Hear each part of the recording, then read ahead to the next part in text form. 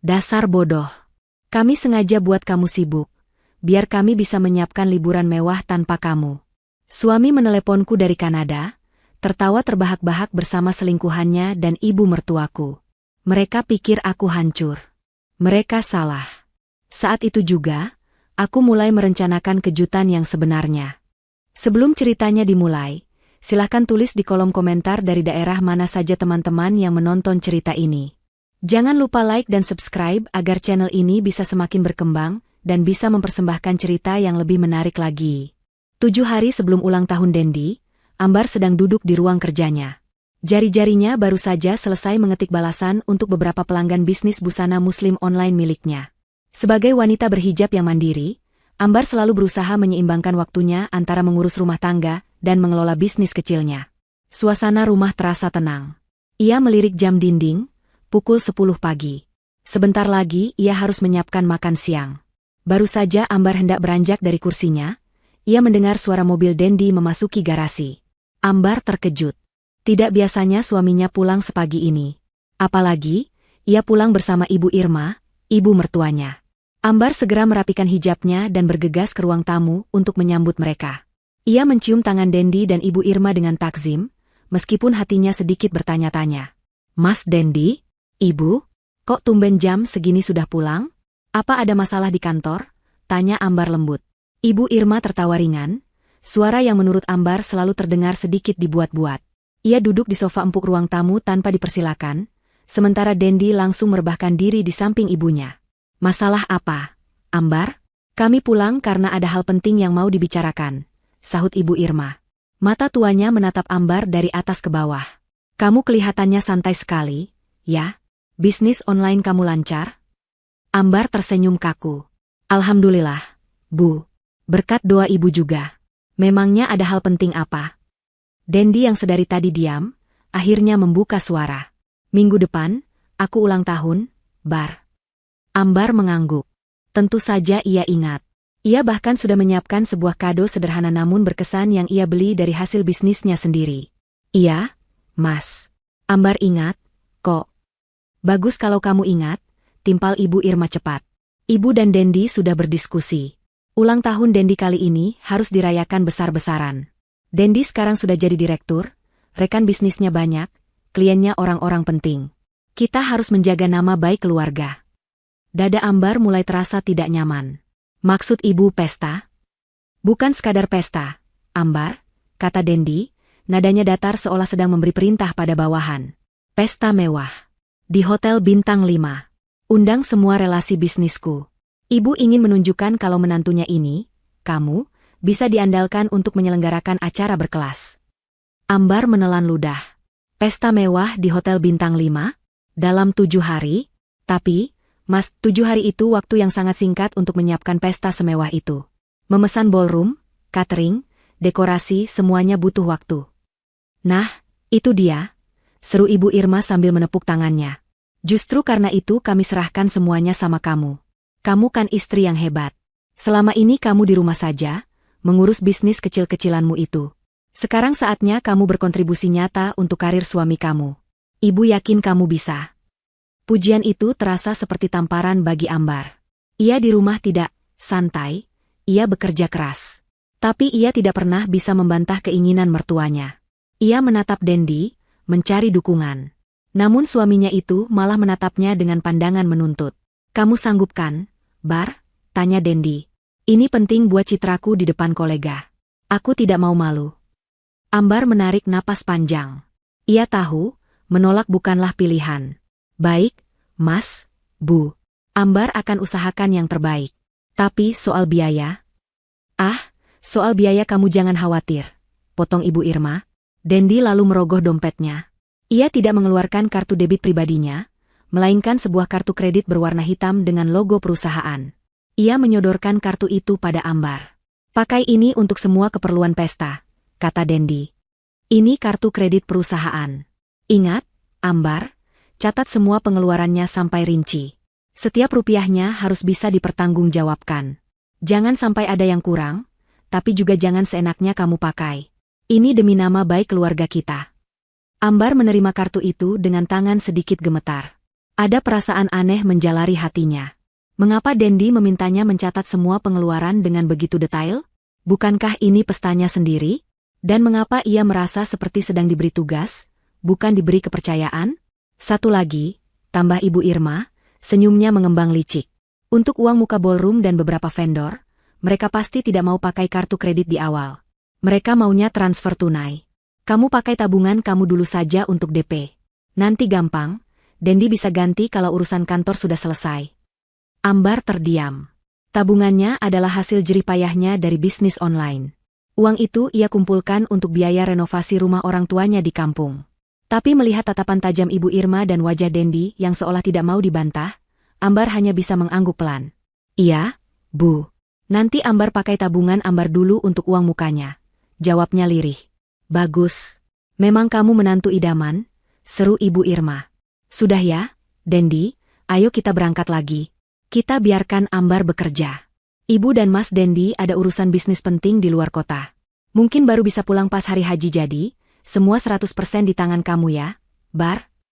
Dendi dan Ibu Irma bangkit berdiri. Mereka bahkan tidak minum air yang sudah Ambar siapkan. Mereka berjalan ke pintu depan dengan langkah ringan, seolah baru saja melepaskan beban yang sangat berat ke pundak Ambar. Ambar mengantar mereka sampai ke teras. Setelah mobil Dendi menghilang di tikungan jalan, Ambar masih berdiri mematung. Ia menatap kartu kredit di tangannya, lalu memikirkan tabungannya yang akan segera terkuras. Ia kembali ke ruang kerjanya, tapi bukan untuk mengurus bisnisnya. Ia membuka laptopnya dan mulai mencari daftar ballroom hotel bintang 5 di Jakarta. Pukul 10 pagi, dan maraton 7 hari Ambar baru saja dimulai. Ia mengabaikan perasaan tidak nyaman di hatinya, meyakinkan dirinya sendiri bahwa semua ini ia lakukan demi kebahagiaan suaminya. Hari-hari berikutnya terasa seperti neraka bagi Ambar. Waktu seolah berlari lebih cepat dari biasanya, sementara daftar pekerjaan yang harus ia selesaikan semakin panjang. Ambar benar-benar mengorbankan segalanya. Toko online-nya terpaksa ia setel ke mode liburan. Beberapa pesanan yang sudah masuk terpaksa ia batalkan, membuat beberapa pelanggan kecewa. Tapi ia tidak punya pilihan. Hari pertama, H6, Ambar fokus mencari ballroom hotel. Ini adalah tugas terberat. Menemukan ballroom bintang 5 yang tersedia dalam waktu kurang dari seminggu nyaris mustahil. Setelah menelepon belasan hotel dan selalu mendapat jawaban, penuh, akhirnya ia mendapatkan satu di Hotel Grand Mahardika. Harganya selangit, dan manajer hotel yang angkuh hanya mau mengamankan tanggal jika uang muka 50% dibayar hari itu juga. Tanpa pikir panjang, Ambar mentransfer hampir seluruh isi tabungannya. Uang yang ia kumpulkan sedikit demi sedikit selama 2 tahun, ludes dalam sekejap. Ia memegang dadanya yang terasa sesak, namun ia tepis perasaan itu. Ini demi Dendi. Hari kedua, H5, adalah urusan catering. Dendi dan Ibu Irma sudah memberi daftar menu yang sangat spesifik. Mereka ingin hidangan fine dining bergaya Eropa, namun Ambar harus memastikan semuanya 100% halal. Ia juga harus berdebat alot dengan manajer catering. Maaf, Bu Ambar, kata manajer catering itu. Paket luxury kami biasanya sudah termasuk wine dan champagne untuk toast. Ambar menggeleng tegas. Hijabnya yang rapi ia benahi. Tidak, Pak. Saya tidak mau ada minuman beralkohol dalam bentuk apapun di pesta ini. Suami dan mertua saya mengundang banyak rekan penting, dan kami semua muslim. Saya hanya mau jus buah segar, mocktail non-alkohol, teh, kopi, dan air mineral berkualitas tinggi. Semua daging juga harus jelas sertifikat halalnya. Manajer itu terlihat sedikit kecewa karena tidak bisa menjual paket termahalnya, namun Ambar tidak peduli. Setelah negosiasi panjang, kesepakatan tercapai. Lagi-lagi, Ambar harus membayar uang muka dari sisa tabungannya yang sudah menipis. Hari ketiga dan keempat, H4 dan H3, Ambar mengurus dekorasi, hiburan, dan undangan. Ia berlari dari satu vendor ke vendor lain. Ia harus memastikan tema dekorasi, modern gold, sesuai keinginan Ibu Irma, memesan live band yang memainkan musik jazz instrumental, dan mencetak serta mengirim ratusan undangan digital dalam waktu singkat. Tubuh Ambar mulai protes. Kepalanya pusing karena kurang tidur. Matanya perih karena terus-menerus menatap layar laptop dan ponsel. Ia sering lupa makan. Ia hanya mengganjal perutnya dengan roti, sambil menyetir mobil sendirian ke sana kemari. Setiap malam, Dendi atau Ibu Irma akan menelepon. Tapi bukan untuk menanyakan kabarnya. Halo, Bar? Gimana? Sudah beres semua? Suara Dendi terdengar tidak sabar di seberang telepon. Masih proses. Mas, ini Ambar lagi cek layout meja untuk. Harus beres. Awas ya kalau ada yang kurang. Klien Mas banyak yang datang. Jangan bikin malu. Uangnya pakai kartu itu kan? Jangan lupa dicatat, perintah Dendi. Atau telepon dari Ibu Irma. Ambar, kamu sudah pesan kue ulang tahunnya? Ibu mau yang tingginya 7 tingkat, persis seperti di majalah yang ibu kirim fotonya. Jangan lupa ya. Ibu lagi sibuk sekali ini mengurus bisnis di luar kota sama Dendi. Kamu diandalkan sekali loh. Setiap telepon berakhir, Ambar merasa semakin lelah. Mereka tidak bertanya, kamu capek, atau perlu dibantu. Mereka hanya memberi perintah dan tekanan. Ambar merasa seperti karyawan, bukan istri. Tapi lagi-lagi, ia membuang jauh pikiran buruk itu. Pada hari kelima, H2, Ambar sedang berada di kantor vendor catering untuk finalisasi menu dan pembayaran lunas menggunakan kartu kredit perusahaan yang diberikan Dendi. Ia bertemu dengan Pak Budi, pemilik catering yang ternyata cukup ramah. Saat sedang menandatangani berkas, Pak Budi berbasa-basi. Bu Ambar ini luar biasa ya. Menyiapkan pesta semegah ini sendirian. Suami dan mertuanya pasti bangga sekali. Ambar tersenyum tipis. Terima kasih, Pak. Ini juga arahan dari mertua saya. Pak Budi tertawa kecil. Iya, Ibu Irma memang seleranya tinggi. Saya salut. Minggu lalu beliau juga memesan paket private dining VVIP di tempat saya. Spesial sekali. Ambar mengangkat wajahnya. Oh ya? Untuk acara apa, Pak? Katanya untuk penerbangan. Menunya menu first class untuk perjalanan jauh. Kalau tidak salah, tujuannya ke Kanada. Wah, hebat sekali ya. Klien bisnisnya sampai diuruskan begitu, kata Pak Budi dengan polos. Jantung Ambar berdebar sedikit kencang. Kanada? Bukankah Ibu Irma dan Dendi bilang mereka sibuk bisnis di luar kota? Kenapa memesan makanan untuk penerbangan ke Kanada? Mungkin untuk kliennya, Pak, kata Ambar, mencoba menenangkan dirinya sendiri. Oh, tentu saja, Bu. Pasti untuk klien penting, sahut Pak Budi tanpa curiga. Ambar menyelesaikan administrasinya dengan pikiran kalut. Malam itu, ia memberanikan diri menelepon Ibu Irma. Perasaannya tidak enak. Halo, Bu? Ada apa lagi, Ambar? Ibu baru saja mau istirahat, sahut Ibu Irma dengan nada ketus. Maaf, Bu. Ambar cuma mau tanya. Tadi Ambar ketemu Pak Budi dari catering. Katanya ibu pesan makanan untuk penerbangan ke Kanada. Apa itu untuk klien, Bu? Terdengar tawa keras dan mengejek dari seberang telepon. Ya ampun, Ambar. Kamu ini ada-ada saja. Tentu saja untuk klien VVIP-nya Dendi. Masa ibu yang pergi? Kamu ini jangan banyak pikiran aneh-aneh.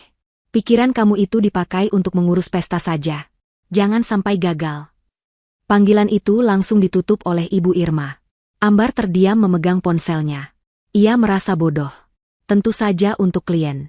Mana mungkin Dendi dan Ibu Irma pergi ke Kanada tanpa memberitahunya? Ia menyalahkan dirinya sendiri. Pasti ia terlalu lelah sehingga pikirannya jadi negatif. Ambar menarik napas dalam-dalam. Fokus, Ambar. Tinggal 2 hari lagi. Semua harus sempurna, gumamnya pada diri sendiri. Ia kembali bekerja, mengabaikan rasa lelah dan firasat buruk yang mulai menggerogoti hatinya. Ia harus membuat Dendi bangga. Pagi di hari ulang tahun Dendi. Pukul 9 pagi. Ambar berdiri di tengah ballroom Hotel Grand Mahardika. Matanya yang lelah menatap sekeliling dengan sisa-sisa rasa bangga. Semuanya sempurna. Benar-benar sempurna. Tema, Modern Gold, yang diminta Ibu Irma terwujud dengan megah. Kain-kain satin berwarna emas dan putih gading menjuntai anggun dari langit-langit yang tinggi. Di setiap meja bundar, rangkaian bunga lili putih dan mawar emas pucat dirangkai dengan presisi. Karpet merah tebal tergelar dari pintu masuk utama menuju panggung kecil, tempat live band jazz sedang melakukan pengecekan suara terakhir. Alunan saksofon yang lembut terdengar samar, menguji akustik ruangan. Di sudut kanan, kue ulang tahun 7 tingkat berdiri kokoh, persis seperti foto majalah yang dikirim Ibu Irma. Di sudut lain, tim catering halal yang ia pilih dengan susah payah sedang menata buffet fine dining. Aroma rosemary roasted lamb dan truffle pasta yang lezat mulai menguar, bercampur dengan wangi bunga segar. Ambar merapikan hijab sutra berwarna krem yang ia kenakan. Ia memakai gaun terbaiknya, yang ironisnya adalah salah satu desain dari lini bisnisnya yang ia siapkan untuk Idul Fitri tahun depan. Gaun itu ia pakai bukan untuk merayakan, tapi lebih seperti seragam kerja. Tubuhnya terasa remuk. Ia tidak tidur nyaris 30 jam, memastikan setiap detail kecil terpasang dengan benar. Wajahnya di balik riasan tipis terlihat pucat dan cekung. Ia melirik jam tangannya. Pukul 9:15. Para tamu undangan, ratusan kolega bisnis penting Dendi, akan mulai berdatangan pukul 10 pagi untuk acara brunch mewah ini. Tapi Dendi dan Ibu Irma belum juga terlihat. Mereka bilang akan pulang dari luar kota pagi ini dan langsung menuju hotel.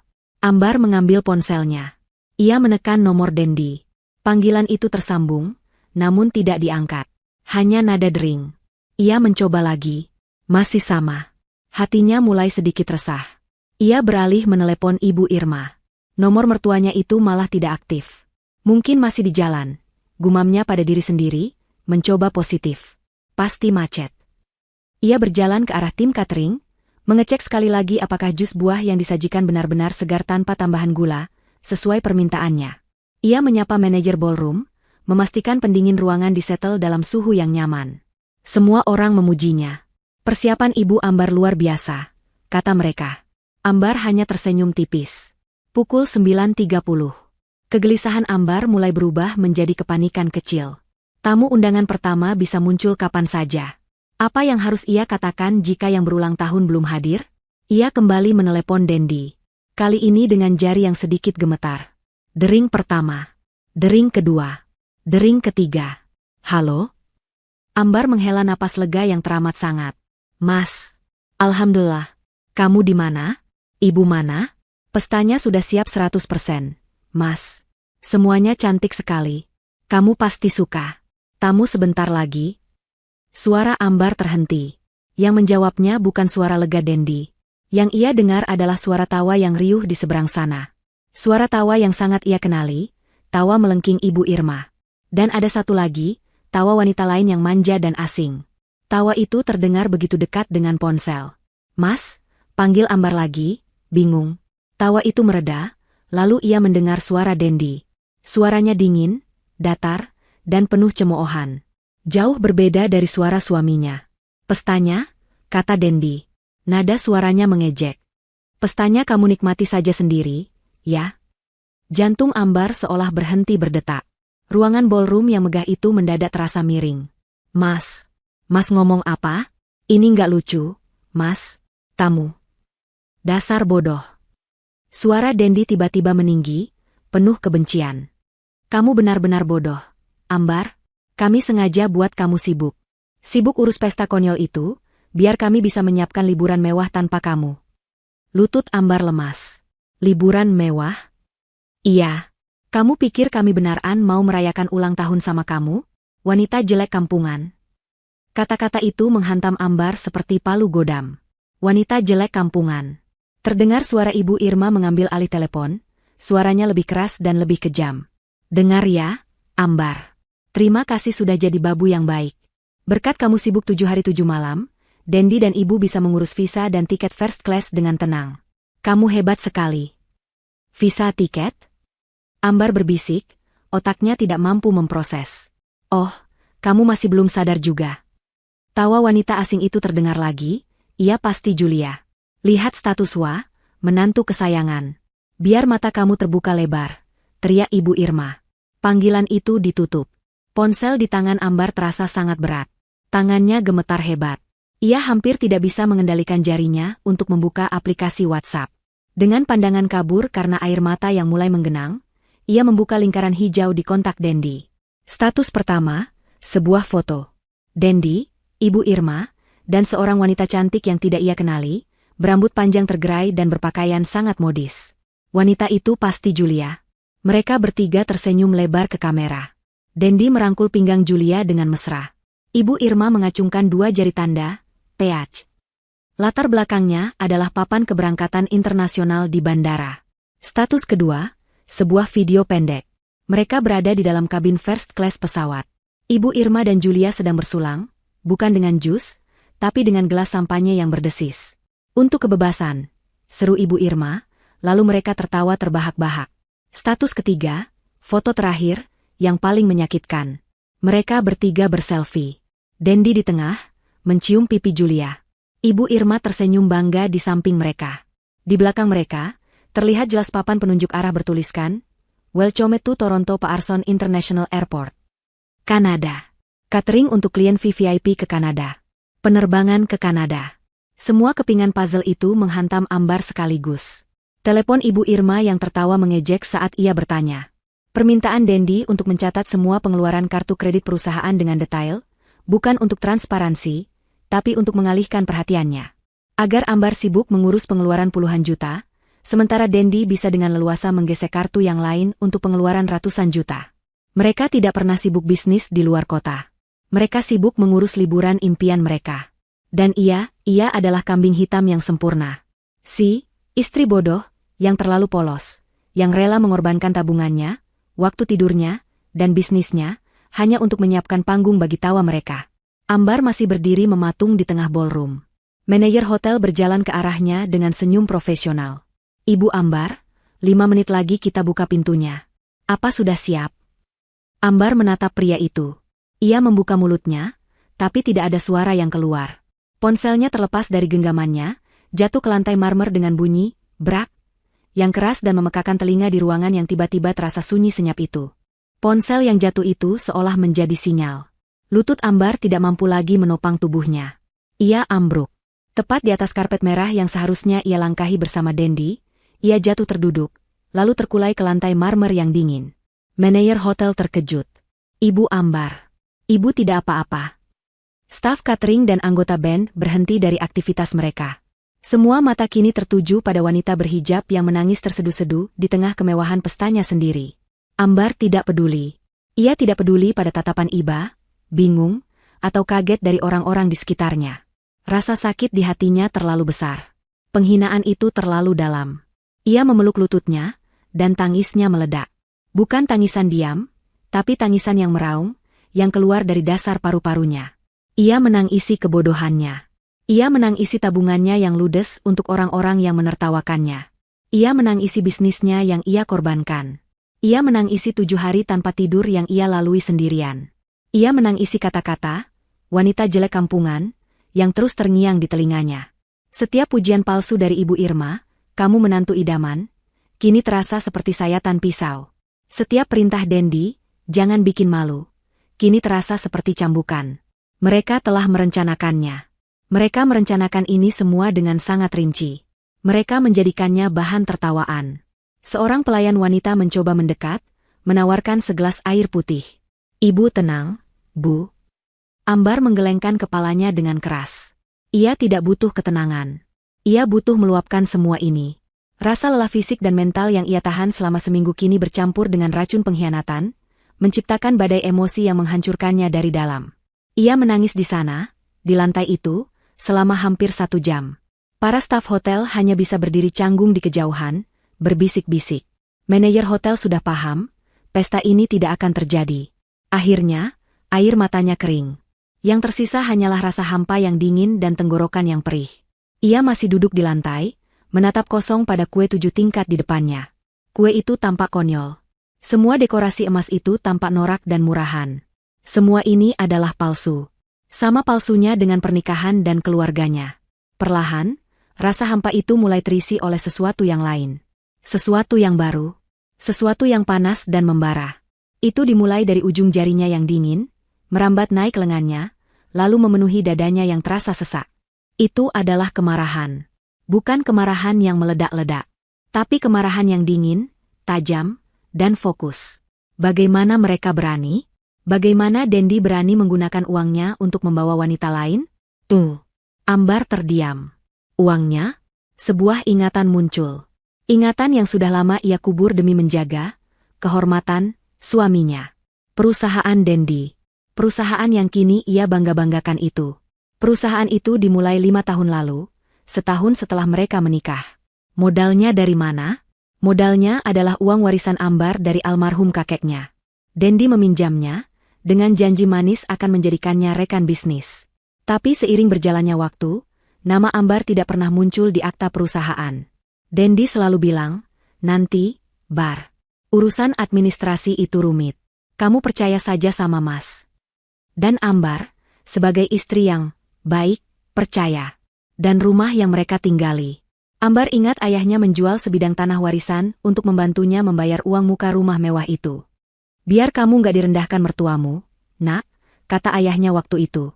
Tapi lagi-lagi, nama Dendi yang tercantum sendirian di sertifikat. Alasannya, biar gampang urusan bar.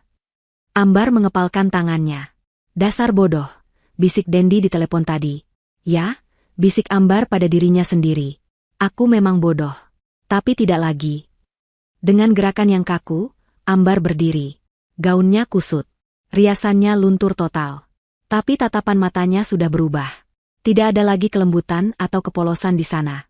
Yang ada hanya baja. Ia berjalan melewati para staf yang menatapnya. Ia tidak mengatakan apa-apa. Ia berjalan lurus ke kamar kecil VIP yang disediakan untuknya. Ia mengunci pintu. Ia menatap pantulan dirinya di cermin besar. Seorang wanita yang hancur. Merah, bengkak, kacau. Wanita jelek kampungan, ejeknya pada bayangannya sendiri. Kemudian, ia membuka keran. Ia membasuh wajahnya dengan kasar. Menghapus semua sisa riasan, sisa air mata, dan sisa kepatuhan. Ia mengambil tisu, mengeringkan wajahnya. Ia membenahi hijabnya yang berantakan, menariknya kencang dan rapi. Ia menatap bayangannya sekali lagi. Wajahnya pucat, tapi matanya menyala. Wanita yang balas menatapnya kini bukanlah Ambar si istri penurut. Ini adalah Ambar Wulandari, wanita yang baru saja kehilangan segalanya, dan karena itu, ia tidak takut lagi kehilangan apapun. Ia keluar dari kamar kecil. Langkahnya tegap. Ia mengambil ponselnya yang retak dari lantai. Ajaibnya, layarnya masih menyala. Ia mengabaikan puluhan notifikasi WhatsApp. Ia membuka daftar kontaknya. Ia berhenti sejenak, lalu menekan sebuah nama. Halo? Selamat pagi, Pak Notaris Danu, sapanya. Suaranya serak, tapi stabil dan dingin. Iya, pagi, Bu Ambar. Ada apa ya? Bukankah hari ini? Pestanya batal. Pak, potong Ambar dengan cepat. Saya perlu bantuan Anda. Segera. Hari ini juga. Saya tahu ini hari H, tapi ini darurat. Saya perlu Anda memeriksa beberapa dokumen. Dokumen warisan kakek saya, bukti transfer modal awal perusahaan suami saya, dan bukti transfer uang muka rumah.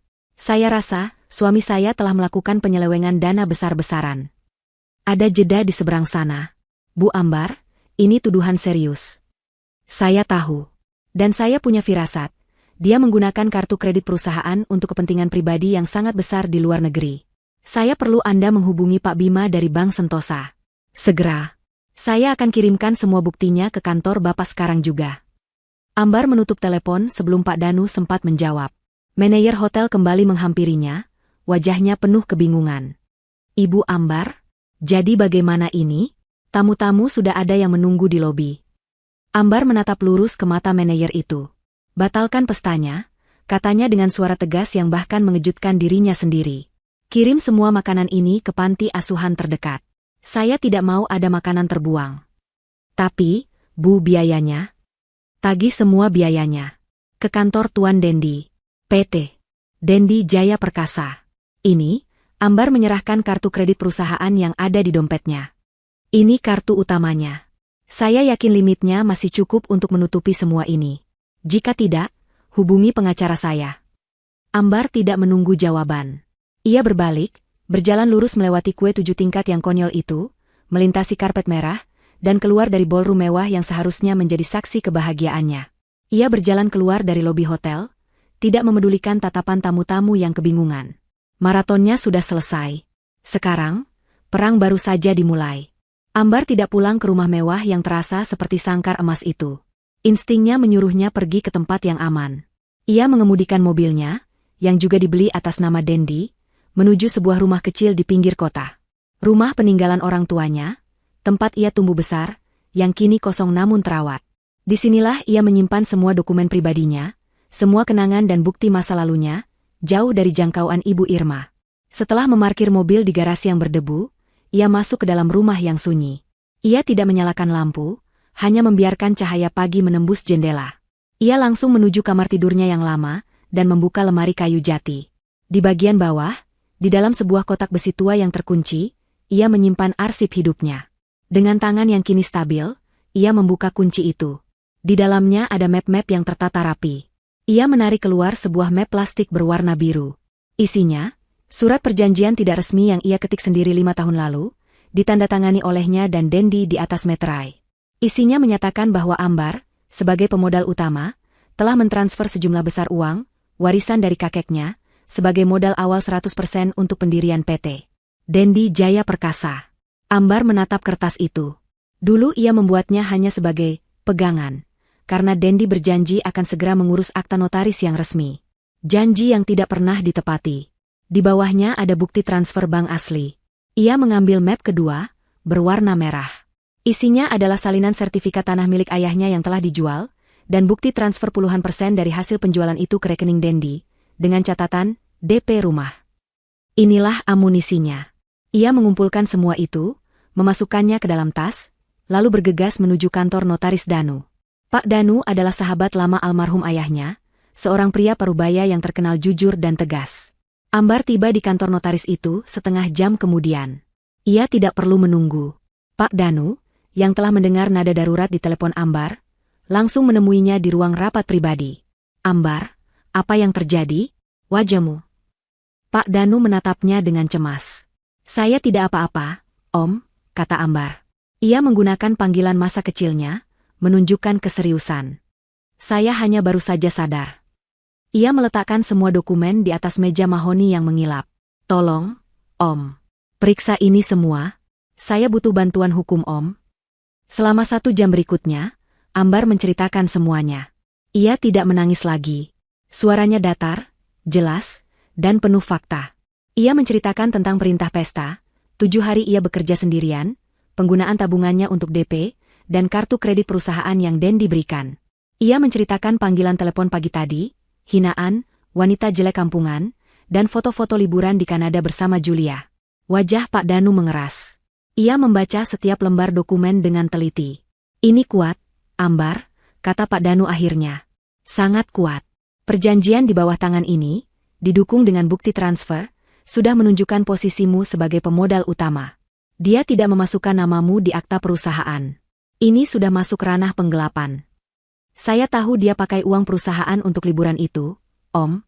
Bagaimana kita bisa membuktikannya? Tanya Ambar. Kita hubungi bank, kata Pak Danu. Ia menekan tombol interkom. Tolong sambungkan saya dengan Pak Bima di Bank Sentosa. Katakan ini darurat dari notaris Danu. Pak Bima, Kepala Departemen Hukum Bank Sentosa, adalah orang yang mengenal baik Pak Danu. Panggilan itu tersambung dengan cepat. Danu? Ada apa? Bima, saya sedang bersama klien penting, kata Pak Danu, menyalakan pengeras suara. Namanya Ambar Wulandari. Dia adalah pemodal utama, meskipun tidak resmi, dari PT Dendi Jaya Perkasa.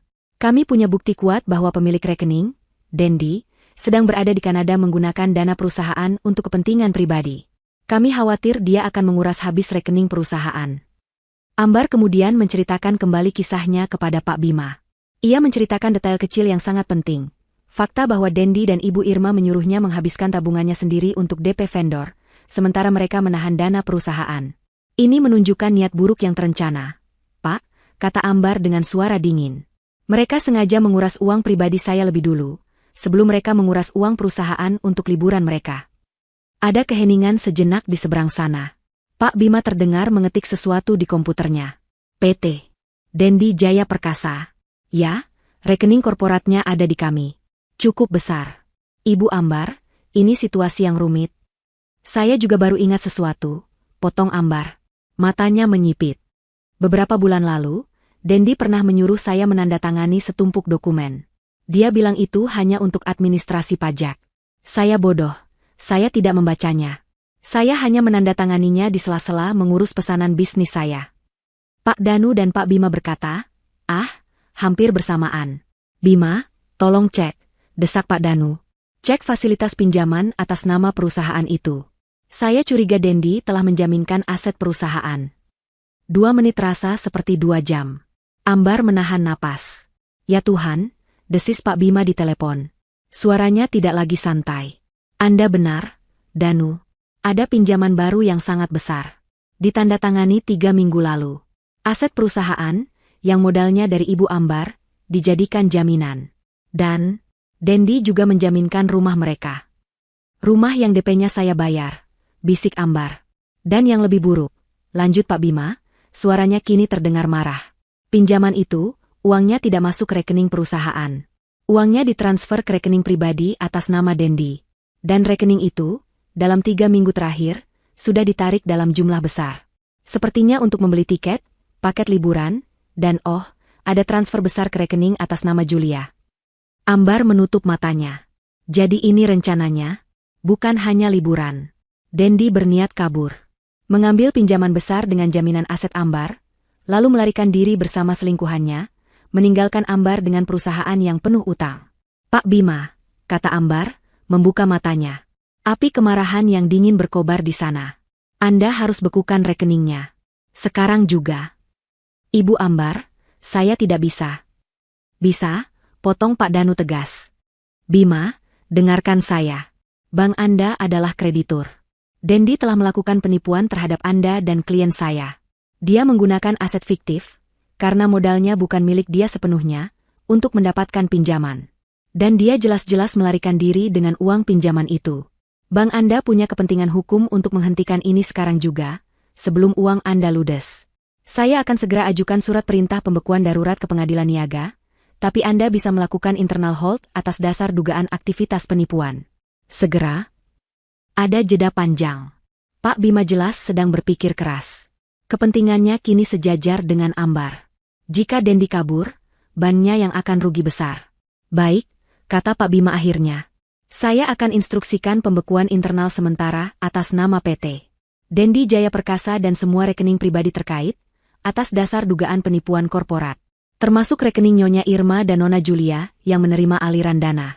Saya beri Anda waktu 24 jam untuk menyerahkan surat perintah pengadilan yang resmi, Danu. Anda akan mendapatkannya dalam 3 jam, jawab Pak Danu. Telepon ditutup. Pak Danu menatap Ambar. Kejutan yang sebenarnya baru saja dimulai, Ambar. Dia tidak akan bisa menggunakan 1 sen pun uang itu. Ambar mengangguk pelan.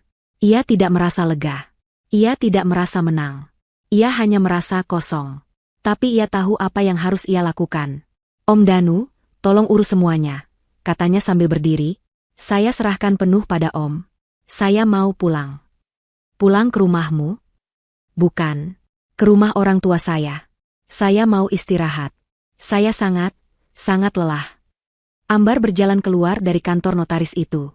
Ia sudah melakukan langkah pertamanya. Ia sudah melempar bumerang itu kembali. Sekarang, ia hanya perlu menunggu bumerang itu menghantam sasarannya. Pesta yang sesungguhnya bagi Ambar bukanlah hingar-bingar musik atau kemewahan ballroom. Pesta yang sesungguhnya adalah kesunyian di rumah orang tuanya, secangkir teh jahe hangat, dan suara notifikasi dari aplikasi perbankan di ponselnya. Sore itu, tepat 3 jam setelah pertemuannya dengan Pak Danu, surat perintah pembekuan aset sementara dari pengadilan niaga secara resmi dikeluarkan. Alasan hukumnya kuat, dugaan penipuan, penyelewengan dana perusahaan, dan tindakan direktur utama yang merugikan pemodal serta kreditur. Perintah itu segera dikirim secara elektronik ke Bank Sentosa dan semua bank lain tempat Dendi, Ibu Irma, dan Julia memiliki rekening. Palu hukum telah diketuk. Jaringan finansial mereka telah diputus. Sementara itu, ribuan kilometer jauhnya, di Toronto, Kanada, hari masih pagi. Waktu di sana berbeda hampir 12 jam. Dendi, Ibu Irma, dan Julia baru saja bangun di suite presidensial mereka di sebuah hotel ultra mewah, yang biaya 2 malam pertamanya sudah dibayar lunas oleh Dendi menggunakan uang pinjaman bank. Mereka bertiga tertawa-tawa saat sarapan, yang disajikan oleh pelayan pribadi di kamar mereka. Mereka masih membicarakan Ambar. Aku masih tidak percaya dia sebodoh itu, kata Julia sambil memoles kukunya. Menyiapkan pesta untuk kita? Sudah Ibu bilang, sahut Ibu Irma sambil menyuap krowasang. Ambar itu wanita kampungan.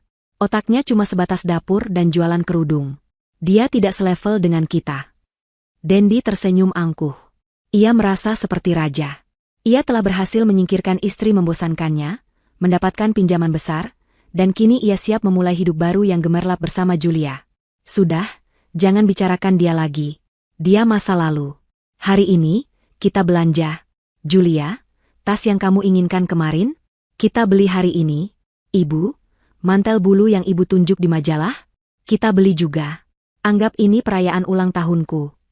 1 jam kemudian, mereka berjalan menyusuri Yorkville, area perbelanjaan paling mewah di Toronto. Mereka melangkah masuk ke sebuah butik desainer ternama. Julia langsung berlari ke arah tas kulit berwarna merah ceri yang harganya lebih mahal dari mobil. "Mas, yang ini, aku mau yang ini," pekiknya manja. "Ambil saja," kata Dendi dengan sombong. Ia mengeluarkan kartu kredit hitam andalannya, kartu kredit pribadi yang ia dapat dari pinjaman bank. Mereka berjalan ke kasir. Dendi menyerahkan kartu itu dengan gaya angkuh. Kasir yang ramah mengambilnya, menggeseknya. Layar di mesin EDC berkedip. Lalu muncul tulisan, "Transaction declined." Kasir itu tersenyum sopan. "Maaf, Tuan. Sepertinya ada masalah. Boleh saya coba lagi?" Senyum Dendi sedikit kaku. "Tentu. Mungkin jaringannya." Kasir itu menggesek lagi. "Declined." "Maaf, Tuan," kata si kasir, senyumnya mulai luntur. "Kartu ini ditolak. Apa Anda punya kartu lain?" Wajah Dendi memerah. Di belakangnya, beberapa pelanggan lain mulai memperhatikan. Julia tampak kesal. Ibu Irma berdeham, cemas. "Tentu saja saya punya," desis Dendi. Ia merogoh dompetnya dan mengeluarkan kartu platinum lain. "Coba yang ini." Kasir itu menggeseknya. "Declined." "Apa-apaan ini?" bentak Dendi, kini benar-benar marah dan malu. "Pasti ada yang salah dengan sistem kalian." "Tuan, sistem kami baik-baik saja," kata manajer toko yang menghampiri mereka. "Mungkin ada masalah dengan bank Anda. Sebaiknya Anda menelepon mereka." Dengan wajah memerah karena malu, Dendi, Ibu Irma, dan Julia terpaksa berjalan keluar dari butik itu dengan tangan hampa. Tawa Julia sudah hilang, digantikan cemberut. "Mas Dendi, kok bisa gitu?" tanya Julia, nadanya menuntut. "Kamu bilang kamu kaya raya." "Sabar. Ini pasti cuma masalah teknis bank internasional," geram Dendi. Ia mencoba menutupi kepanikannya. "Ayo kita makan siang dulu, nanti aku telepon bank." Mereka masuk ke sebuah restoran fine dining yang sudah mereka pesan. Setelah memesan makanan dan minuman mahal, Dendi mencoba lagi menelepon bank. Panggilannya tidak tersambung ke layanan internasional. Jantungnya mulai berdebar kencang. Saat makanan penutup disajikan, pelayan datang membawa tagihan. Dendi menyerahkan kartu debitnya. 5 menit kemudian, pelayan itu kembali dengan wajah datar. "Maaf, Tuan, kartu ini juga ditolak." Seluruh restoran seolah terdiam. Dendi kini berkeringat dingin. Ibu Irma pucat pasi. "Coba ini." Ibu Irma menyodorkan kartunya sendiri. "Ditolak." "Mas," desis Julia, kini benar-benar panik. "Bagaimana kita akan bayar ini?" Dendi akhirnya terpaksa mengeluarkan semua uang tunai dolar Kanada yang ia bawa di dompetnya. Uang itu ia siapkan untuk tip. Jumlahnya pas-pasan untuk membayar tagihan, tanpa menyisakan sepeser pun untuk tip, yang membuat pelayan menatap mereka dengan pandangan menghina. Mereka keluar dari restoran itu. Keangkuhan Dendi sudah lenyap. "Telepon bank sekarang, Dendi," perintah Ibu Irma, suaranya gemetar. Dendi akhirnya berhasil terhubung dengan layanan pelanggan Bank Sentosa, melalui panggilan roaming yang sangat mahal. Setelah menunggu 15 menit, seorang petugas menjawab. "Saya Dendi, pemilik rekening nomor sekian. Semua kartu saya ditolak. Apa yang terjadi?" Petugas itu terdengar dingin dan profesional. "Mohon tunggu, Pak Dendi." "Ya, saya lihat di sini." "Maaf, Pak. Seluruh aset Anda, rekening pribadi Anda, rekening atas nama Ibu Irma, dan rekening perusahaan Anda, semuanya telah dibekukan berdasarkan Surat Perintah Pengadilan Niaga Nomor 102 PDTG 2025 PN Niaga Jakarta PST, atas dugaan penipuan dan penyelewengan dana." Dunia Dendi serasa runtuh. "Apa? Surat perintah? Dari siapa?" "Perintah ini diajukan oleh kreditur dan pemodal utama Anda, Pak." "Pemodal utama? Siapa?" "Atas nama Ibu Ambar Wulandari." Ponsel itu nyaris terlepas dari tangan Dendi. "Ambar? Wanita kampungan? Bagaimana mungkin?" Di Jakarta, Ambar sedang duduk di kamar tidurnya yang lama. Ia baru saja selesai sholat asyar. Ia merasakan kedamaian yang sudah lama tidak ia rasakan. Ponselnya bergetar. Sebuah email masuk dari Pak Bima, Kepala Hukum Bank. Subjek, laporan aktivitas ditolak, rekening Dendi. Isi email itu adalah sebuah daftar panjang. Transaksi $15 di butik Chanel, ditolak. Transaksi $8,500 di butik Louis Vuitton, ditolak. Transaksi $1,200 di restoran Le Jardin, ditolak. Upaya penarikan tunai $2 di ATM Scotiabank, ditolak. Upaya penarikan tunai $2 di ATM RBC, ditolak. Ambar membaca daftar kegagalan suaminya itu satu persatu. Ia membayangkan wajah panik Dendi, wajah murka Ibu Irma, dan wajah kecewa Julia. Sebuah senyuman tipis, yang dingin namun sangat puas, tersungging di bibirnya. Ia menutup email itu. Ia lalu membuka laptop lamanya dan masuk ke akun toko online busana muslim miliknya. Ia mengubah status toko dari liburan menjadi aktif. Ia mulai menjawab pertanyaan pelanggan yang tertunda. Pesta pembalasannya baru saja dimulai. Dan ia menikmatinya. Telepon itu masih menempel di telinga Dendi, lama setelah panggilan terputus. Suara dingin petugas bank itu terngiang-ngiang. Dibekukan atas perintah Ibu Ambar Wulandari. Wajah Dendi yang tadi memerah karena malu, kini pucat pasi seperti mayat. Ia menatap Ibu Irma dan Julia, yang juga menatapnya dengan bingung. "Mas? Dendi? Ada apa?" tanya Julia, suaranya mulai terdengar jengkel. "Kenapa kamu diam saja? Ayo kita pergi dari sini." "Dendi," desak Ibu Irma. Firasat buruk mulai menjalari hatinya. "Apa kata Ban?" Dendi menurunkan tangannya perlahan. Matanya kosong. "Dibekukan," bisiknya. "Apa yang dibekukan?" tanya Ibu Irma, tidak sabar. "Semuanya." Dendi tiba-tiba berteriak. Ia berteriak begitu keras di jalanan Yorkville yang mewah itu, membuat beberapa pejalan kaki menoleh kaget. Semua rekening, kartu kredit, rekening ibu, rekening Julia, semuanya dibekukan. Ibu Irma terhuyung. Ia harus berpegangan pada etalase toko di belakangnya. Tidak mungkin. Siapa yang berani?" "Ambar," raung Dendi. Ia seperti binatang yang terluka. Perempuan kampungan itu. Ambar yang melakukannya. Julia tertawa. Tawa yang terdengar gugup dan tidak percaya. "Mas, kamu jangan bercanda. Mana mungkin Ambar? Perempuan berhijab yang lugu itu? Dia bahkan tidak tahu caranya mengurus bank. Kamu pasti salah dengar." "Aku tidak salah dengar," bentak Dendi, mencengkeram lengan Julia dengan keras. "Dia membekukan semuanya atas nama dia. Pemodal utama. Dia bilang dia pemodal utama." Cengkeraman Dendi terlalu keras, membuat Julia meringis kesakitan. "Lepas, Mas. Sakit. Apa maksudmu pemodal utama?" Tapi Dendi tidak menjawab. Otaknya berputar cepat, mencoba mencerna sesuatu yang tidak masuk akal. Ambar. Warisan kakeknya. Dokumen yang ia tanda tangani. Rumah yang DP-nya dari uang Ambar. Pinjaman bank. Ya Tuhan.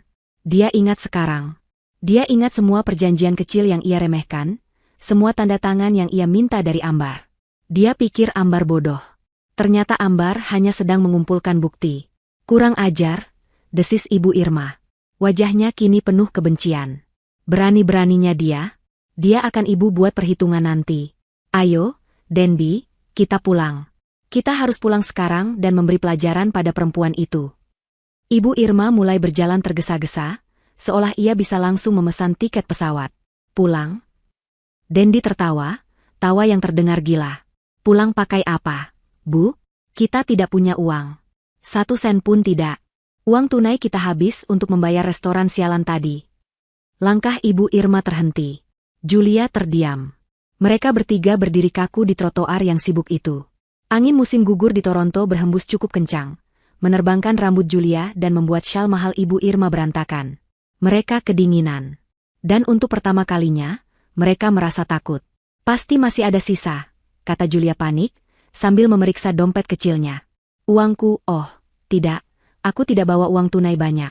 Aku pikir kamu yang bayar semuanya, Mas." "Aku juga," sahut Ibu Irma.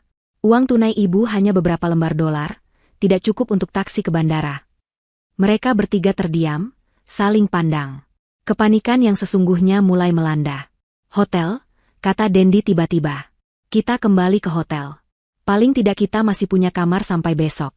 Kita bisa pikirkan cara dari sana." Itu satu-satunya harapan mereka. Mereka berjalan kaki kembali ke hotel ultra mewah mereka. Perjalanan yang tadi pagi terasa angkuh dan penuh tawa, kini terasa berat dan penuh kehinaan. Mereka tidak lagi melihat-lihat etalase, mereka hanya menunduk dan berjalan cepat. Mereka tiba di lobi hotel yang megah. Dendi berjalan ke lift, tapi Ibu Irma menghentikannya. Kunci kita, Dendi. Kunci kita ada di tas Julia yang tertinggal di restoran tadi. Dendi menggeram marah. Ia berjalan ke meja resepsionis dengan langkah menghentak, berusaha terlihat tenang. Saya Dendi. Kamar Presidential Suite. Kunci kami tertinggal. Resepsionis itu tersenyum sopan, namun matanya dingin. Ia mengetik sesuatu di komputernya. Ah, Tuan Dendi. Benar. Mohon tunggu sebentar. Resepsionis itu berbicara pelan ke telepon, dan beberapa saat kemudian, seorang manajer berjas rapi menghampiri Dendi. Selamat sore, Tuan Dendi, kata manajer itu. Suaranya ramah, tapi tidak ada kehangatan. Kami menerima pemberitahuan dari bank Anda. Ada penolakan pembayaran untuk tagihan Anda hari ini, termasuk layanan kamar dan minibar yang Anda gunakan pagi tadi. Darah serasa surut dari wajah Dendi. Itu pasti kesalahan. Bank saya sedang ada masalah teknis. Mungkin saja, Tuan, kata manajer itu. Namun, kebijakan hotel kami sangat ketat. Mengingat tagihan Anda yang sudah ditolak dan juga adanya peringatan penipuan dari pihak bank Anda, dengan sangat menyesal kami harus membatalkan sisa masa tinggal Anda. Kami juga harus meminta Anda untuk melunasi tagihan yang tertunggak untuk hari ini sebelum Anda pergi. Pergi?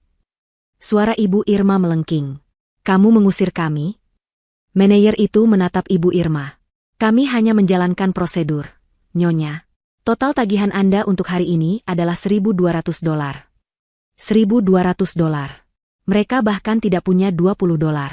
Saya akan bayar, kata Dendi, suaranya bergetar karena marah dan malu. Tapi nanti, beri saya waktu. Saya harus menghubungi bank saya.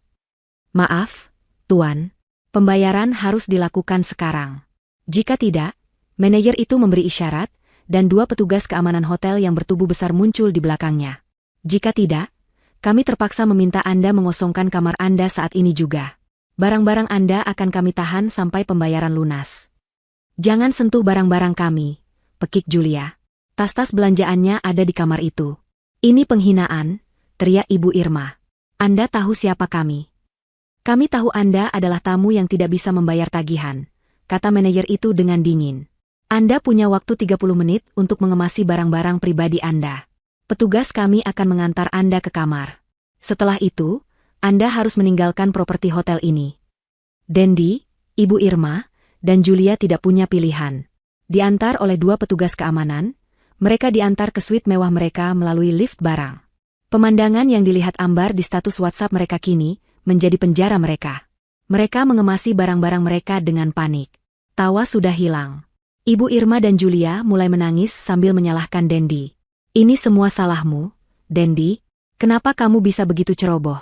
Isak Ibu Irma. Kamu bohong sama aku, Mas. Kamu bilang kamu kaya. Kamu bawa aku ke sini untuk jadi gelandangan, teriak Julia. Diam kalian berdua, raung Dendi. Ia sendiri panik setengah mati. Ia mencoba menelepon Ambar dari telepon hotel. Nomornya tidak bisa dihubungi. Sudah diblokir. Ia mencoba menelepon kantornya di Jakarta. Nomornya tidak terdaftar. 30 menit kemudian, mereka bertiga didorong keluar dari hotel. Bukan lewat lobi utama yang megah, tapi lewat pintu belakang yang bau, tempat sampah menumpuk. Mereka berdiri di gang sempit, diapit oleh koper-koper mewah mereka. Louis Vuitton, Rimowa, Chanel. Ironis. Mereka terlihat seperti gelandangan kaya. Hari mulai gelap. Udara semakin dingin. Mereka tidak punya uang, tidak punya tempat tinggal, dan terdampar di negara asing. Ibu Irma terduduk di atas salah satu koper dan menangis sejadi-jadinya. Bukan tangis penyesalan, tapi tangis kemarahan dan penghinaan. Julia berdiri gemetar, menatap Dendi dengan kebencian murni. Dan Dendi hanya bisa berdiri mematung, menatap lampu-lampu kota Toronto yang mulai menyala. Lampu-lampu yang tadinya terlihat indah, kini terlihat mengejeknya. Malam pertama mimpi buruk mereka dimulai. Dendi akhirnya ingat ia menyimpan beberapa lembar uang dolar Amerika darurat di kantong tersembunyi di dompetnya.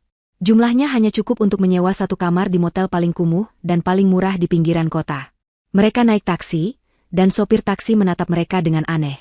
3 orang berpakaian desainer, membawa koper mewah, tapi minta diantar ke alamat motel yang terkenal sebagai sarang kejahatan. Kamar motel itu kecil, berbau asap rokok dan jamur. Hanya ada satu tempat tidur dengan sprei yang entah kapan terakhir dicuci. Karpetnya penuh noda. 3 orang yang terbiasa tidur di atas sutra itu, kini harus berdesakan di satu tempat tidur yang kotor. Keheningan di antara mereka terasa lebih menakutkan daripada suara-suara aneh dari kamar sebelah. Kepanikan yang sesungguhnya baru saja mencengkeram leher mereka. Hari kedua di Kanada adalah hari di mana kenyataan menghantam mereka seperti kereta barang. Mereka terbangun di kamar motel yang pengap itu, karena suara teriakan dari koridor. Ibu Irma terbangun dengan sakit di seluruh punggungnya. Julia menangis dalam diam di sudut kamar, riasannya luntur total, memperlihatkan wajah yang lelah dan marah. "Mas, aku lapar," rengek Julia. Dendi memijat pelipisnya. Sisa uang dolar Amerika mereka hampir habis untuk membayar motel semalam. "Mereka harus makan. Berikan perhiasanmu," kata Dendi dengan suara serak. "Apa?" Mata Julia membelalak. "Tidak mau. Ini punyaku." Ia memegangi anting berlian di telinganya. "Kamu mau makan atau tidak?" Dendi tidak lagi membujuk. Ia maju dan menarik paksa anting itu dari telinga Julia, membuatnya menjerit kesakitan. "Dendi, kamu gila!" teriak Ibu Irma, mencoba melerai. "Diam, Bu," bentak Dendi. "Ini semua salah Ibu juga. Terus memanjakanku. Terus menghina Ambar. Sekarang lihat. Kita tidak punya apa-apa." Itu adalah pertama kalinya Dendi membentak ibunya. Ibu Irma terdiam, syok. Aliansi kejahatan mereka mulai retak. Dendi lalu menatap jam tangan mewah di pergelangan tangannya. Rolex yang selalu ia banggakan. Dengan geram, ia melepasnya. "Kita jual ini," katanya. Mereka menemukan sebuah pegadaian. Pemilik toko, melihat 3 orang yang tampak putus asa dengan pakaian mahal namun kotor, tahu ia berada di atas angin. Ia menertawakan anting berlian Julia, menyebutnya palsu. Ia menghargai Rolex Dendi dengan harga yang sangat murah, 1/10 dari harga aslinya. "Ini perampokan," seru Dendi. "Ambil atau tinggalkan," kata pemilik toko itu sambil mengangkat bahu.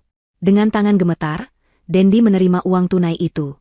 Jumlahnya hanya cukup untuk bertahan hidup beberapa hari di motel murah itu, dan membeli makanan cepat saji yang berminyak. Hari-hari berikutnya terasa seperti di neraka. Uang hasil gadai itu mereka gunakan dengan sangat hemat. Mereka bertiga, yang terbiasa makan di restoran mahal, kini berbagi sekotak pizza murah di kamar motel mereka. Telepon genggam mereka sudah mati total.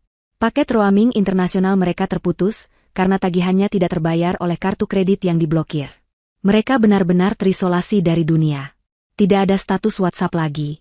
Tidak ada media sosial. Tidak ada siapapun untuk dimintai tolong. Argumen di antara mereka menjadi menu sehari-hari. "Aku mau pulang," jerit Julia setiap beberapa jam sekali. "Kamu bilang kamu mencintaiku, Mas, tapi kamu membawaku ke neraka ini. Kalau saja kamu tidak merayunya, anakku tidak akan seperti ini," balas Ibu Irma, kebenciannya pada Julia kini terbuka. "Kamu perempuan penggoda, pembawa sial." "Oh ya? Anak ibu yang gatal? Dia yang mengejarku. Dia yang bilang istrinya kampungan dan membosankan," serang Julia balik. Dendi hanya bisa mendengarkan sambil memegangi kepalanya yang serasa mau pecah. Kebanggaan dan kesombongannya telah luntur, digantikan oleh keputusasaan yang pekat. Setelah 3 hari, uang hasil gadai itu habis. Ludes. Mereka diusir dari motel pagi itu. Manajer motel melemparkan tas mereka ke trotoar, karena mereka tidak bisa membayar sewa kamar untuk hari itu. "Apa yang kita lakukan sekarang, Dendi?" tanya Ibu Irma, suaranya gemetar. Ia benar-benar ketakutan. Mereka tidak punya pilihan. Tujuan mereka satu-satunya adalah Kedutaan Besar Republik Indonesia. Mereka berharap bisa meminta perlindungan dan dipulangkan. Masalahnya, mereka tidak tahu alamatnya dan tidak punya uang untuk taksi. Mereka harus berjalan kaki, menyeret koper-koper mewah mereka yang kini terasa seperti beban kutukan. Mereka berjalan tanpa arah, bertanya pada orang-orang di jalan. Pakaian desainer mereka sudah kotor dan lecek. Rambut Ibu Irma acak-acakan. Julia menangis tanpa henti. Dendi berjalan seperti zombie. Mereka menjadi tontonan yang aneh.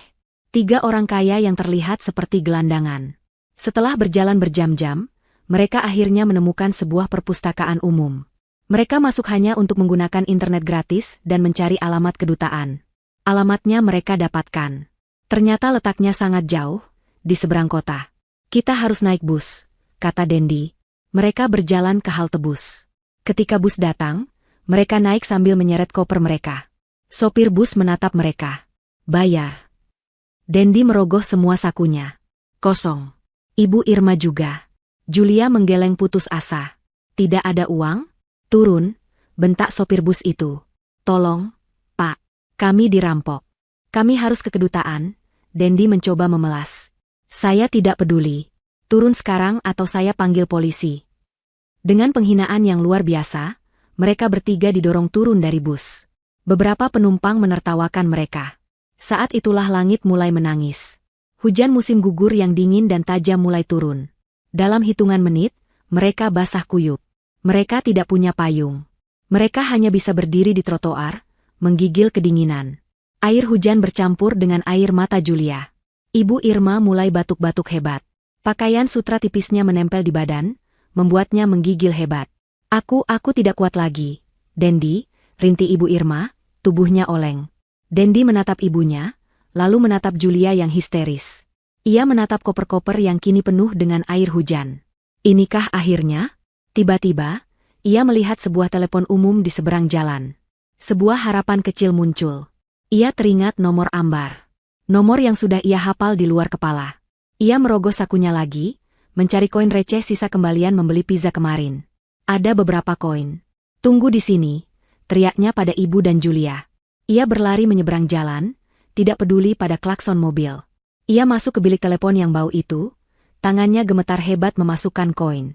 Ia menekan nomor Ambar. Panggilan itu tersambung. Terdengar nada dering. 1 kali, 2 kali, 3 kali. Ayo, Ambar angkat. Angkat, bodoh, gumamnya panik. Nada dering keempat, kelima, keenam. Lalu panggilan itu beralih ke pesan suara. Dendi membanting gagang telepon. Ia memasukkan koin lagi. Ia menelepon lagi. Nada dering. Pesan suara. Lagi. Nada dering. Pesan suara. Ia menjadi gila. Ia terus menelepon nomor yang sama berulang-ulang. Ia menelepon kantornya. Nomor tidak terdaftar. Ia menelepon nomor rumahnya.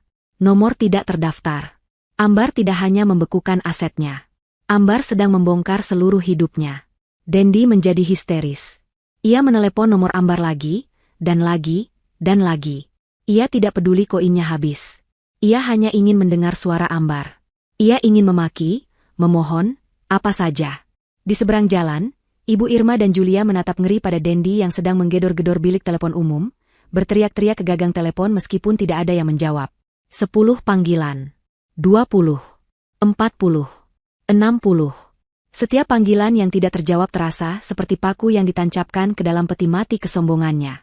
Mereka terdampar. Basah kuyup, kedinginan, kelaparan, dan tidak punya siapa-siapa di belahan dunia lain. Dan semua ini karena satu orang yang mereka sebut, wanita jelek kampungan.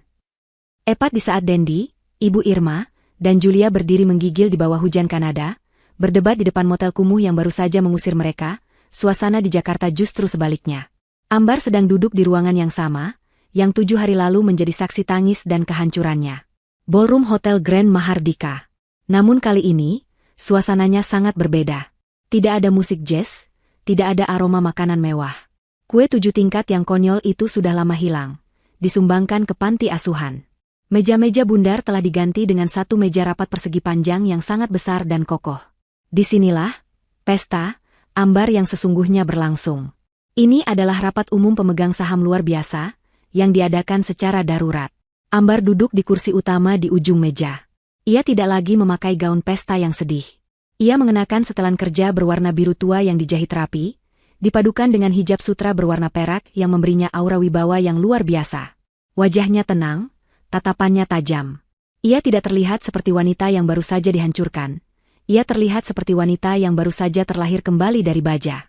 Di sisi kirinya duduk Pak Notaris Danu, dengan tumpukan dokumen hukum di depannya. Di sisi kanannya, Pak Bima dari Bank Sentosa, mewakili bank sebagai kreditur terbesar yang baru saja ditipu. Di sekeliling meja duduk beberapa investor minoritas dan kreditur lain, orang-orang yang juga telah ditipu Dendi dalam skala lebih kecil. Ponsel Ambar tergeletak di atas meja, layar menghadap ke bawah. Baik, kita mulai, kata Pak Danu dengan suara berat. Seperti yang sudah saya jelaskan, kita berkumpul di sini atas dasar darurat.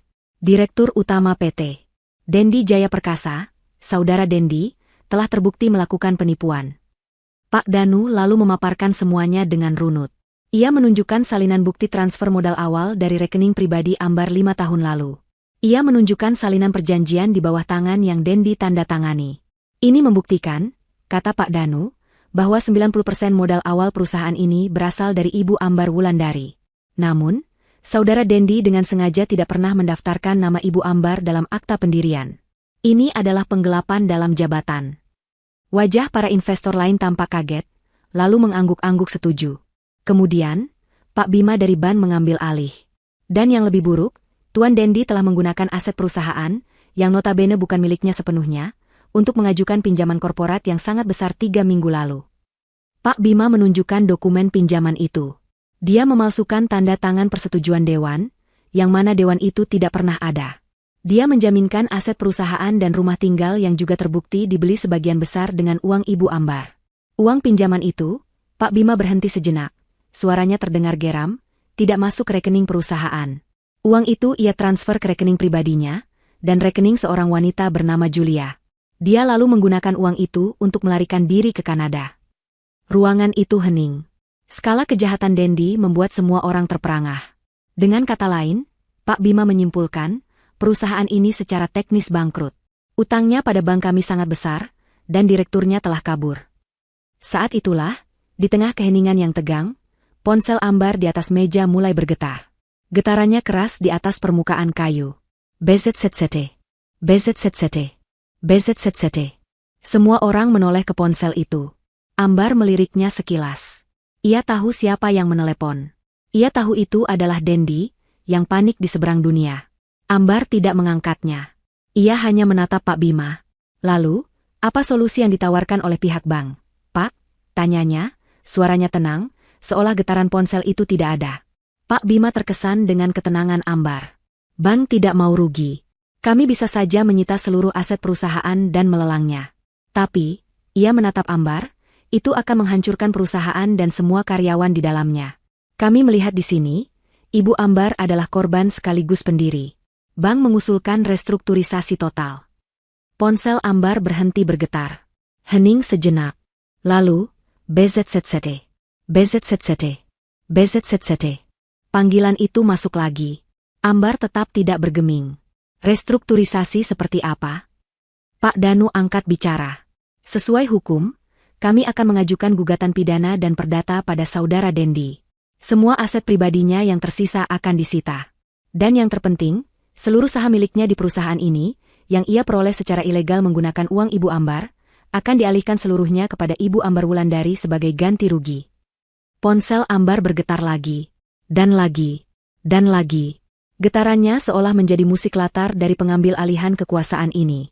Getaran itu terdengar panik, putus asa. Salah satu investor minoritas bertanya, tapi bagaimana dengan utang bank yang ditinggalkan Dendi?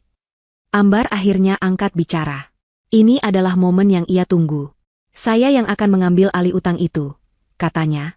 Semua mata menatapnya. Pak Bima mengangkat alis. Saya, lanjut Ambar, suaranya penuh percaya diri, akan menjalankan perusahaan ini. Saya yang memulainya dari nol bersama almarhum kakek saya, meskipun di balik layar. Saya tahu bisnis ini luar dalam. Saya akan melunasi utang itu kepada bank dalam waktu 2 tahun. Saya punya rencana bisnisnya. Ambar lalu mengeluarkan laptopnya, mempresentasikan rencana bisnis baru. Bukan tentang proyek-proyek fiktif Dendi, tapi tentang diversifikasi ke bisnis garmen dan busana muslim yang ia kuasai. Presentasinya tajam, penuh data, dan sangat meyakinkan. Setelah 1 jam, rapat itu selesai. Para kreditur dan investor setuju. Bank setuju. Pak Danu mengetuk palu notarisnya. Dengan ini, rapat umum pemegang saham luar biasa memutuskan, memberhentikan saudara Dendi dengan tidak hormat, mengajukan tuntutan hukum penuh, dan mengangkat Ibu Ambar Wulandari sebagai direktur utama yang baru PT Jaya Abadi Sentosa. Perusahaan itu kini miliknya. Sah. Satu persatu orang-orang di ruangan itu menjabat tangannya. Selamat, Bu Direktur. Kami percaya pada Anda, Bu Ambar. Pak Danu dan Pak Bima adalah yang terakhir. Kamu berhasil, Ambar. Ini baru permulaan, kata Pak Danu, matanya berkaca-kaca bangga. Setelah semua orang pergi, Ambar duduk sendirian di ballroom yang sunyi itu. Ia menatap kursi kosong di sekelilingnya. Ia teringat bagaimana ia ambruk menangis di lantai yang sama persis seminggu lalu. Ia akhirnya mengambil ponselnya. Layarnya penuh. 60 panggilan tak terjawab, nomor tak dikenal, Kanada. Dan serangkaian pesan singkat, pasti dikirim dari telepon umum atau meminjam ponsel seseorang. Ambar angkat. Ini Dendi. Kamu gila. Apa yang kamu lakukan? Buka blokirnya. Ambar, aku mohon, kami tidak punya uang. Ibu sakit, Ambar. Kami kedinginan. Kamu akan berdosa kalau ibu sampai kenapa-kenapa. Tolong. Jawab teleponnya, wanita jelek. Pesan terakhir itu membuat Ambar tersenyum tipis. Bahkan dalam keputusasaan, suaminya masih sempat menghinanya. Ia membaca semua pesan itu sekali lagi. Pesan dari pria yang menertawakannya, yang memanggilnya bodoh, yang berencana meninggalkannya dengan tumpukan utang. Jari-jari Ambar yang lentik bergerak di atas layar. Ia mengetik sebuah balasan singkat. Satu kalimat yang sudah ia siapkan sejak ia berdiri dari tangisnya. Ia menekan nomor telepon umum tempat Dendi meneleponnya tadi. Maaf, aku lagi sibuk. Ia menekan tombol kirim. Lalu, ia mematikan ponselnya, berdiri, dan berjalan keluar dari ballroom itu. Langkahnya ringan. Untuk pertama kalinya dalam bertahun-tahun, ia merasa bebas. Seminggu kemudian, sebuah pesawat ekonomi kelas terendah mendarat di Bandara Soekarno-Hatta pada tengah malam. Dari pintu kedatangan internasional, keluar 3 sosok yang sama sekali tidak bisa dikenali sebagai rombongan glamor yang berangkat seminggu lalu. Dendi, Ibu Irma, dan Julia. Mereka berhasil sampai ke Kedutaan Besar Republik Indonesia di Kanada setelah 2 hari berjalan kaki dan mengemis. Mereka diperlakukan sebagai gelandangan. Petugas kedutaan menatap mereka dengan curiga, namun tetap memproses mereka. Mereka diberi surat perjalanan laksana paspor, dokumen darurat pengganti paspor, dan pinjaman dana repatriasi untuk tiket pesawat paling murah. Pinjaman yang harus mereka bayar lunas kepada negara. Perjalanan pulang 24 jam itu adalah siksaan. Mereka duduk di kursi paling belakang, dekat toilet. Pakaian mereka kotor dan bau. Ibu Irma batuk tanpa henti, demamnya tinggi.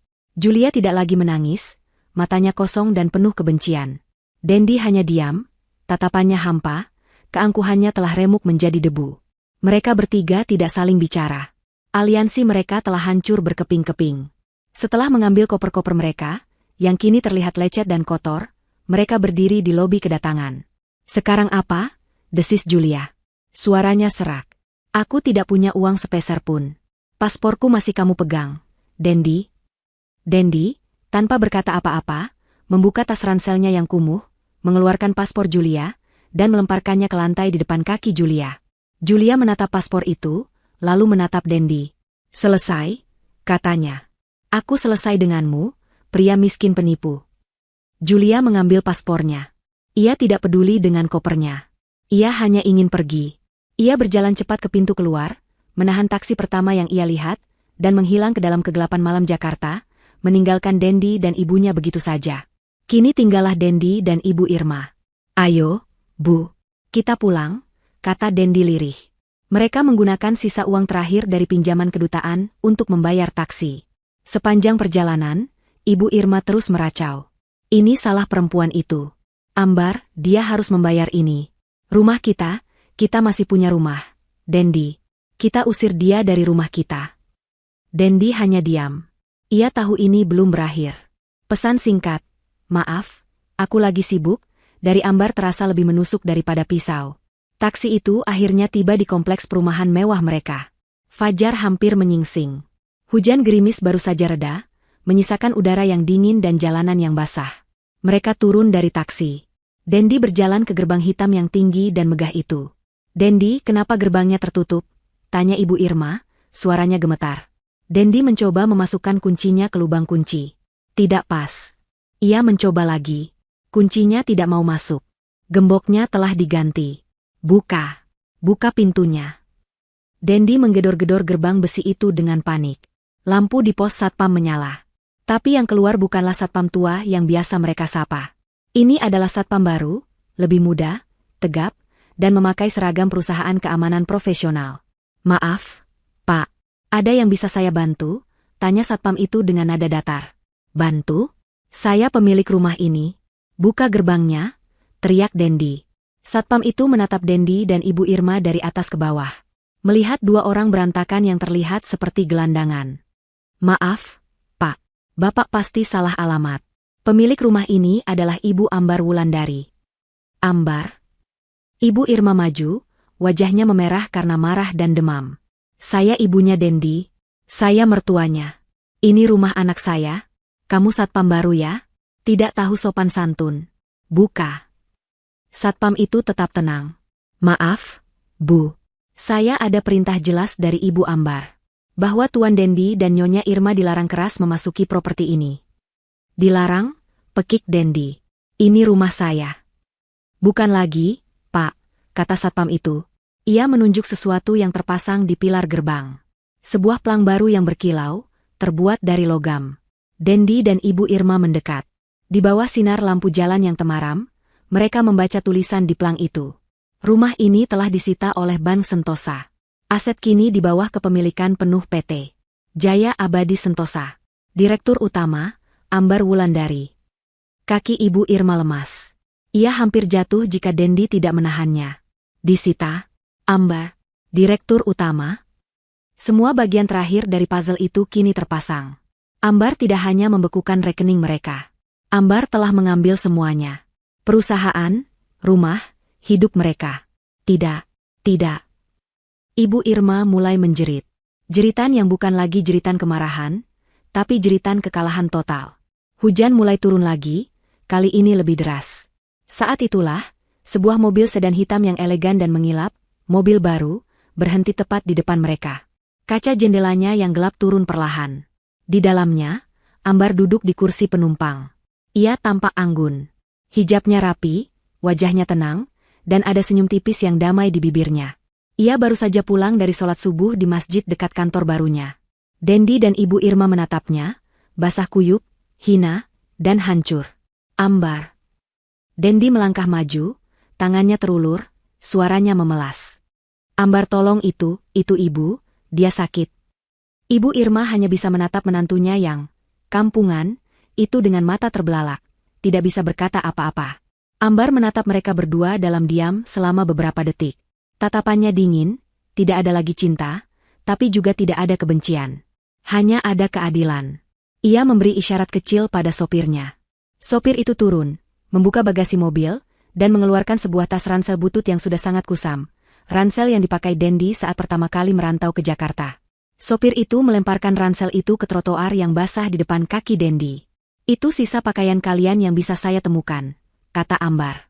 Suaranya jernih dan tenang, terdengar jelas di antara derai hujan.